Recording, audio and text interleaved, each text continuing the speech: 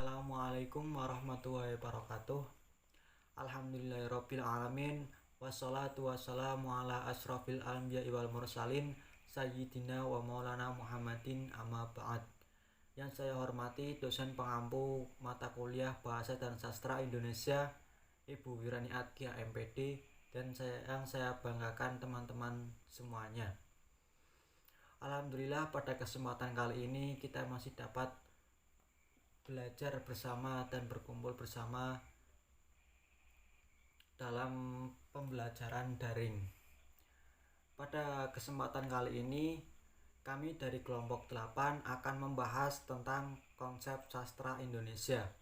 Tetapi sebelumnya saya akan memperkenalkan anggota dari kelompok saya. Yang pertama yaitu ada Maulida Yunia Rahma dengan NIM 2320086. Kemudian yang kedua yaitu ada Muhammad Ilham Marzuki dengan NIM 2320088. Kemudian yang ketiga yaitu saya sendiri, Muhammad Subhan, dengan NIM 2320089. Yang pertama, pengertian sastra Indonesia. Nah, apa sih yang kalian ketahui tentang sastra Indonesia? Dalam Kamus Besar Bahasa Indonesia disebutkan bahwa sastra mengandung pengertian diantaranya sebagai berikut. Yang pertama, ada bahasa, kata-kata atau gaya bahasa yang dipakai di kitab-kitab, yang berarti bukan bahasa sehari-hari. Kemudian yang kedua ada kesusastraan, karya tulis yang jika dibandingkan dengan tulisan lain memiliki berbagai ciri keunggulan seperti keaslian, keartisikan, keindahan dalam isi dan ungkapannya, drama, epik, dan lirik. Kemudian yang ketiga yaitu mengandung makna kitab suci ataupun ilmu pengetahuan. Yang keempat, mengandung pustaka, kitab primbon, ramalan, hitungan, dan sebagainya. Kemudian yang kelima yaitu mengandung makna tulisan ataupun huruf. Nah, kemudian dari definisi-definisi tersebut dapat disimpulkan bahwa sastra adalah sebuah tulisan yang ditulis oleh seseorang dengan menggunakan bahasa yang berbeda dengan bahasa sehari-hari. Bahasa dimaksud semacam bahasa-bahasa yang menggunakan majas dan gaya bahasa. Sedangkan secara sederhana dapat dikatakan sastra Indonesia ialah sastra berbahasa Indonesia. Hasilnya adalah sekian banyak puisi, cerita pendek, novel, roman, dan naskah drama berbahasa Indonesia. Akan tetapi, definisi yang singkat dan sederhana itu dapat didebat dengan pendapat yang mengatakan bahwa sastra Indonesia adalah keseluruhan sastra yang berkembang di Indonesia selama ini.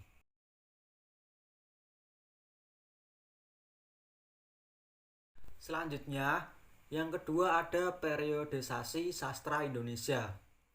Perkembangan sastra Indonesia sejak kelahiran sampai saat ini memperlihatkan kesinambungan sejarah. Hal ini tercermin dari berbagai pembabakan atau periode sastra yang dikemukakan oleh berbagai pakar. Tujuan dari periode sastra adalah untuk memudahkan pengembangan sejarah sastra.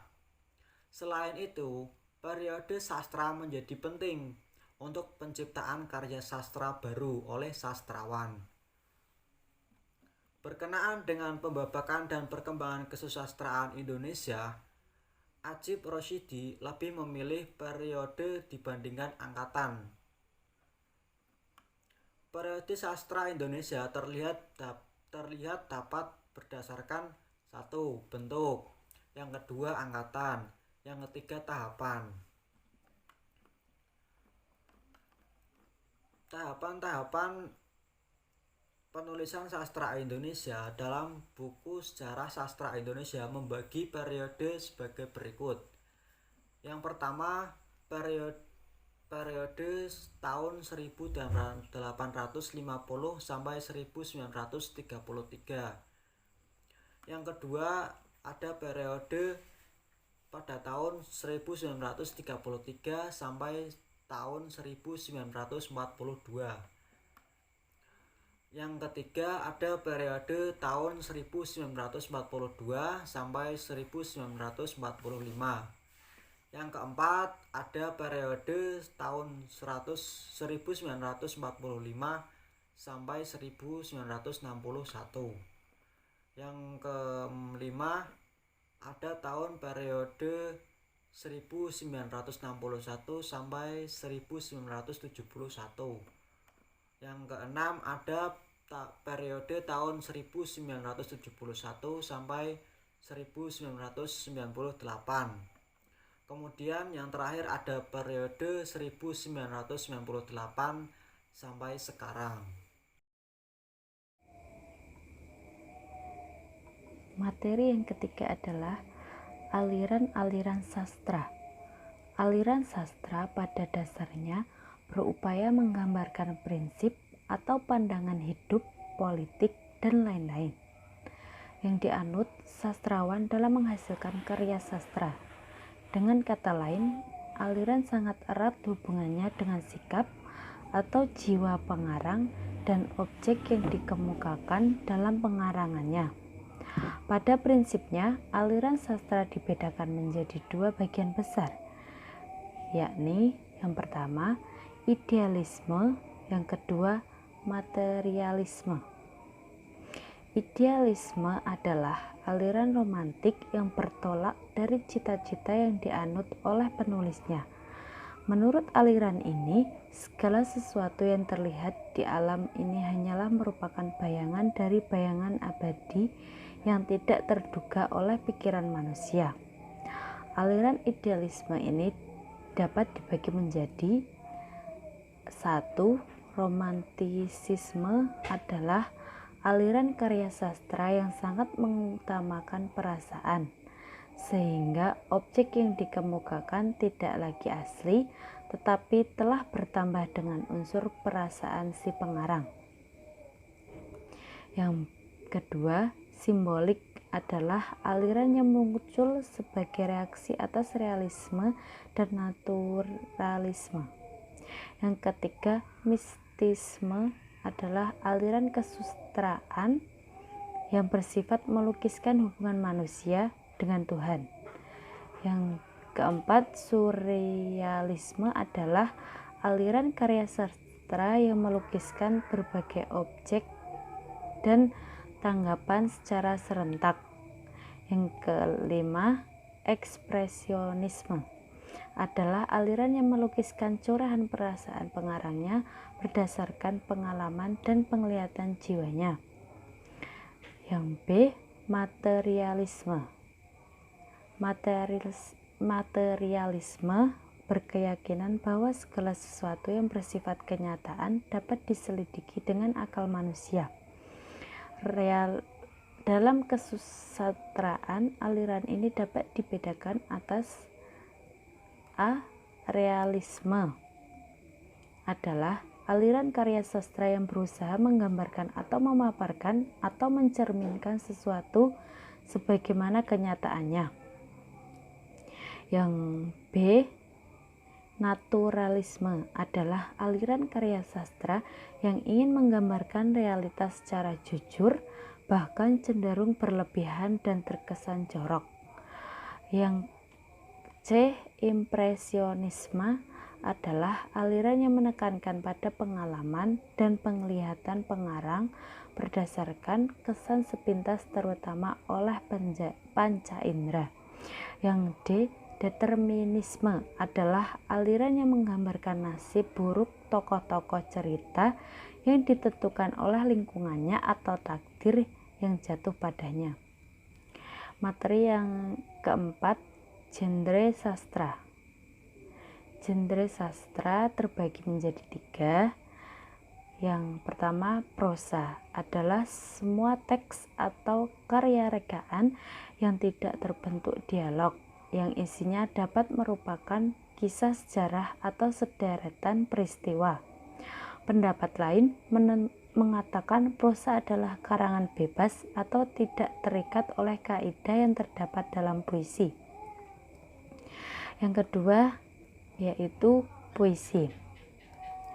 Puisi adalah sesuatu yang menyenangkan, sekalipun cara atau kata-kata yang mereka pergunakan untuk menyatakan hal itu agak berbeda.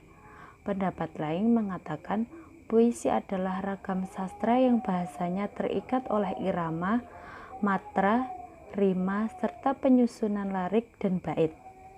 Definisi lain memaparkan bahwa puisi adalah gaya bahasa yang menggunakan sebuah ungkapan untuk menyatakan sesuatu yang lain. Yang ketiga yaitu drama, adalah karya sastra yang mengungkapkan cerita melalui dialog-dialog para tokohnya.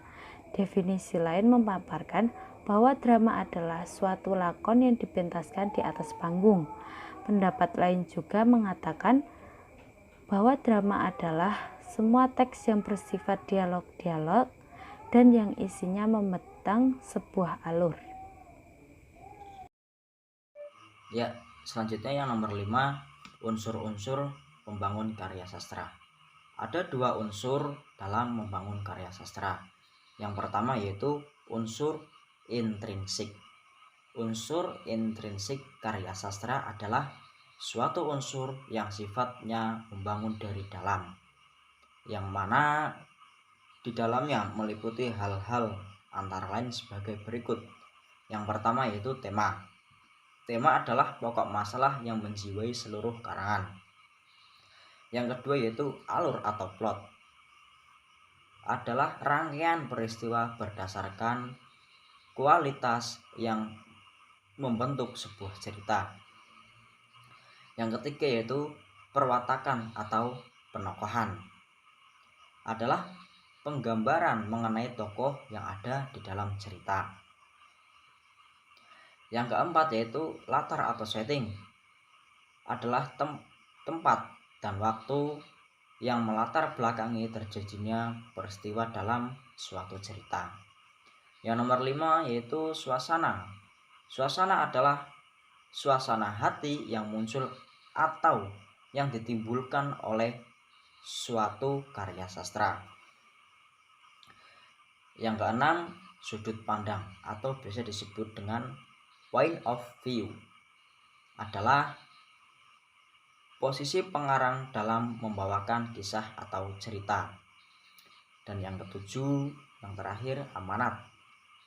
Amanat adalah pesan yang hendak atau ingin disampaikan oleh pengarang kepada si pembaca. Unsur yang kedua yaitu unsur ekstrinsik.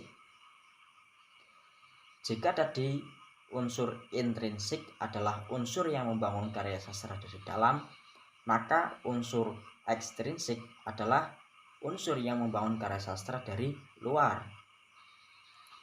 Hal yang termasuk di dalam unsur ekstrinsik adalah latar belakang penciptaan, sejarah atau latar belakang pengarang.